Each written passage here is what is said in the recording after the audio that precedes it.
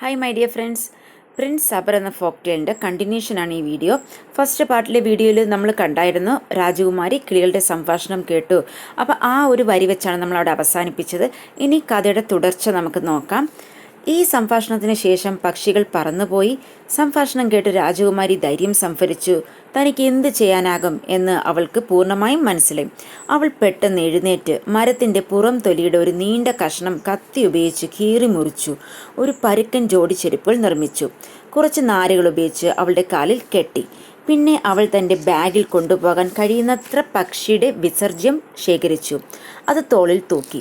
ഒരു സംശയത്തോടു കൂടി അവൾ ഒഴുകുന്ന ആ നദിയിലേക്ക് ചെന്നു. അങ്ങനെ ഭയാനകവും അപകടകരമായ ആ യാത്ര ഏറ്റെടുക്കുകയാണ് അവിടെ. മുന്നോട്ട് പോകണോ അതോ പിൻവാങ്ങണോ എന്ന് ഓർത്ത് മടിച്ചു നിൽക്കുമ്പോൾ അവൾ പെട്ടെന്ന് വേഗത്തിൽ ഒഴുകുന്ന വെള്ളത്തിൻ്റെ ഉപരിതലത്തിൽ സുഗമമായി നീങ്ങുന്നതായി അവൾക്ക് മനസ്സിലായി. അവൾ നദിയുടെ മറുകരയിലായിരുന്നു. അവൾ പെട്ടെന്ന് തന്നെ അപരിചിതമായ നാട്ടിൽ എത്തി. ഇനി ഇവിടെ പറയുന്നുണ്ട് വേഡ് എന്ന് പറഞ്ഞു കഴിഞ്ഞാൽ ഒരു സാൻസ്ക്രിറ്റ് വേർഡാണ്. മീനിങ് എന്താണെന്ന് ചോദിച്ചു കഴിഞ്ഞാൽ ഡോക്ടർ. ഓക്കെ, അതിൽ ഇറ്റിനറൻറ്റ് ഡോക്ടർ. ഇറ്റിനറൻറ്റ് എന്ന് പറഞ്ഞു കഴിഞ്ഞാൽ travelling from place to place. അന്നത്തെ കാലത്തൊക്കെ മേ ബി ഒരു സ്ഥലത്ത് നിന്ന് വേറൊരു സ്ഥലത്തോട്ട് പോയി അസുഖമായിട്ട് കിടക്കുന്നവരെ വൈദ്യര് പോയി കാണുമായിരുന്നു. അപ്പോൾ അതായിരിക്കാം ഇവിടെ ഈ വേഡ് ഇറ്റിനറൻറ്റ് ഡോക്ടർ എന്ന് ഉദ്ദേശിക്കുന്നത്. ഒരു സഞ്ചാരിയായ വൈദ്യനെ പോലെ വസ്ത്രം ധരിച്ചു ഒരു വലിയ ജനക്കൂട്ടം പെട്ടെന്ന് അവളുടെ ചുറ്റും കൂടി. അല്പം ചോദ്യങ്ങൾ ചോദിച്ച് രാജകുമാരനെക്കുറിച്ചും സബറിൻ്റെ അവസ്ഥയെക്കുറിച്ചും സംസാരിക്കാൻ അവൾ അവരെ പ്രേരിപ്പിച്ചു. ഏറ്റവും കഴിവുള്ള ഡോക്ടർമാർ അദ്ദേഹത്തെ പരിചരിച്ചുവെന്നും പക്ഷേ അദ്ദേഹത്തിന് ഒട്ടും സുഖമായില്ലെന്നും അതിൽ കുറച്ചുപേർ പറഞ്ഞു. അതുപോലെ തന്നെ അദ്ദേഹത്തിന് വലിയ വേദനയാണ്, കുടുംബം നിരാശയിൽ തുടരുന്നു എന്നും അതുപോലെ തന്നെ സബറിൻ്റെ അച്ഛൻ ഒരു പ്രൊക്ലമേഷൻ പുറപ്പെടുവിച്ചിരുന്നു. പ്രൊക്ലമേഷൻ ഒരു പ്രഖ്യാപനം, അതായത് മരിക്കാൻ പോകുന്ന തൻ്റെ മകൻ്റെ ആരോഗ്യത്തിന് മാറ്റം കൊണ്ടുവരാൻ കഴിവുള്ള ഡോക്ടർമാരെ ക്ഷണിച്ചുകൊണ്ട് ഒരു പ്രൊക്ലമേഷൻ പുറപ്പെടുവിച്ചു എന്നും അവർ പറഞ്ഞു. ഇത് കേട്ടപ്പോൾ രാജകുമാരി വേഗത്തിൽ കൊട്ടാരത്തിലേക്ക് നടന്നു. രാജകുമാരനെ സുഖപ്പെടുത്തുവാനുള്ള മരുന്നുകൾ തൻ്റെ പക്കലുണ്ടെന്ന് അറിയിപ്പിച്ചു. അവളെ പെട്ടെന്ന് തന്നെ മുറിയിലേക്ക് കൊണ്ടുപോയി. അവിടെ വളരെ കാലമായി ലോങ് ലോസ്റ്റ് ലവർ എന്ന് പറയുന്നത് നഷ്ടപ്പെട്ട കാമുകൻ. ഓക്കെ, തൻ്റെ നഷ്ടപ്പെട്ട കാമുകൻ വളരെ വേദനയോടെ കിടക്കുന്നത് കാണുന്നു. അവൻ മെലിഞ്ഞിരുന്നു.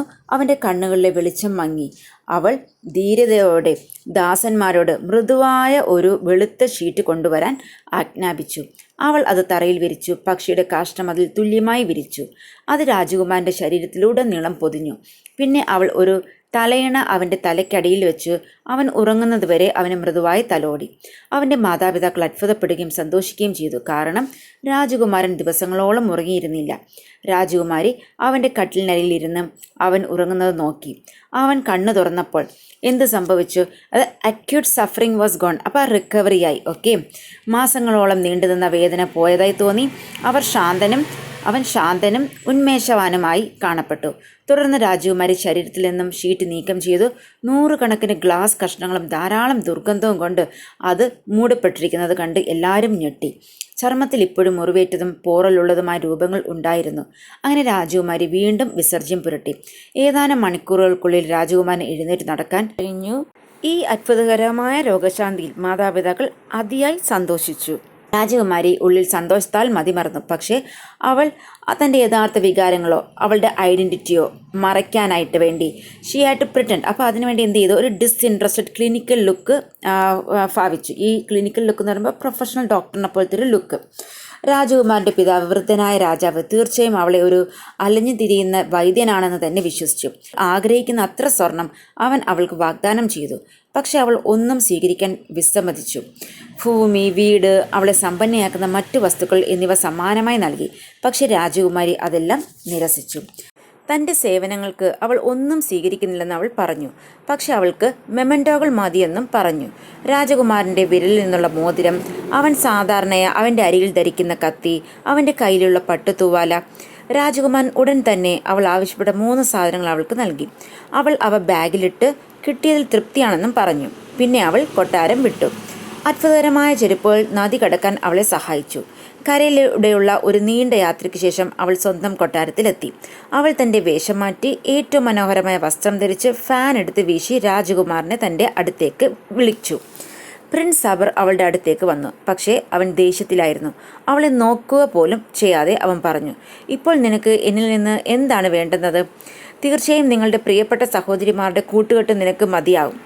എന്നാൽ രാജകുമാരി അവനെ മനസ്സിലാക്കാത്തതായി നടിച്ചുകൊണ്ട് പറഞ്ഞു, മൈ ഡിയർ, നീ എന്നെ ആ ദിവസം നിന്നെ നിർബന്ധിച്ച് പറഞ്ഞയച്ചതിന് ശേഷം നിനക്ക് സംഭവിച്ചതെല്ലാം എന്നോട് പറയൂ.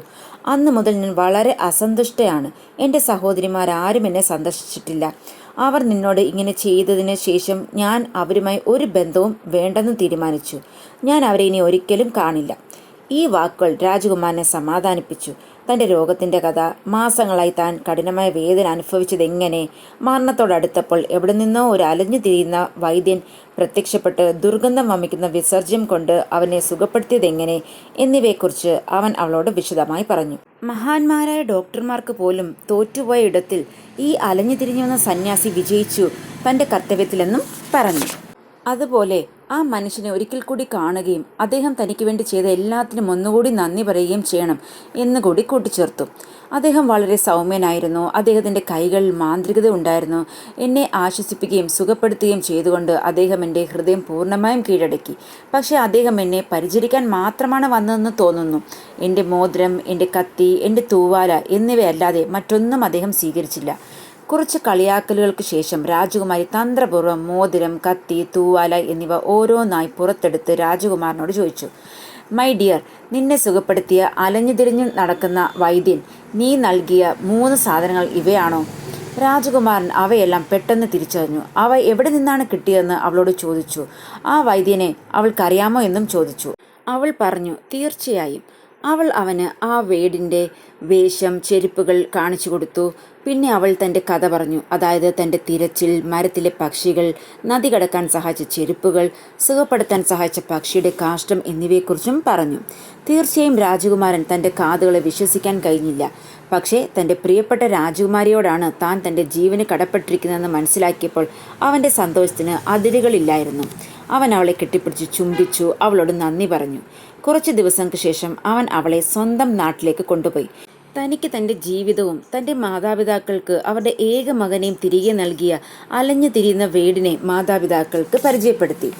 അലഞ്ഞു തിരിയുന്ന ആ വീടെന്ന് വിളിക്കപ്പെടുന്നത് മറ്റാരുമല്ല, അവരുടെ മകനെ സ്നേഹിച്ച ഒരു രാജകുമാരിയാണെന്ന് മനസ്സിലാക്കിയതിൽ അവർ സന്തോഷിച്ചു.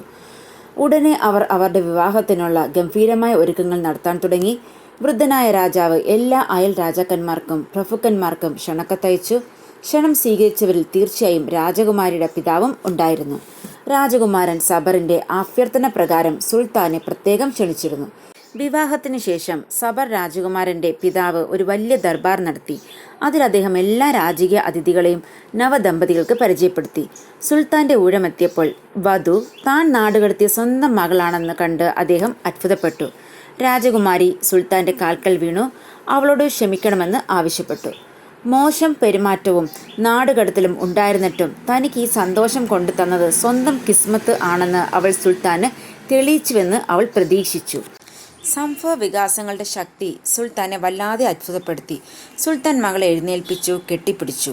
പിന്നെ സഫയുടെ മുമ്പാകെ അവളോട് ഇത്ര മനുഷ്യരഹിതമായി പെരുമാറിയതിൽ താൻ എത്രമാത്രം ഖേദിക്കുന്നുവെന്ന് സുൽത്താൻ മകളോട് പറഞ്ഞു. എല്ലാവർക്കും അവരുടേതായ പ്രത്യേക ഫേറ്റ്, വിധി, ഡെസ്റ്റിനി ഉണ്ടെന്നും നന്മയും തിന്മയും എല്ലാം കടപ്പെട്ടിരിക്കുന്നത് ആ കിസ്മത്താണെന്നും തനിക്ക് ബോധ്യപ്പെട്ടിട്ടുണ്ടെന്നും സുൽത്താൻ സമ്മതിച്ചു. അങ്ങനെ സുൽത്താൻ്റെ ആ ബോധ്യത്തോടെ ഈ കഥ ഇവിടെ അവസാനിച്ചു. Thank you. Have A nice day.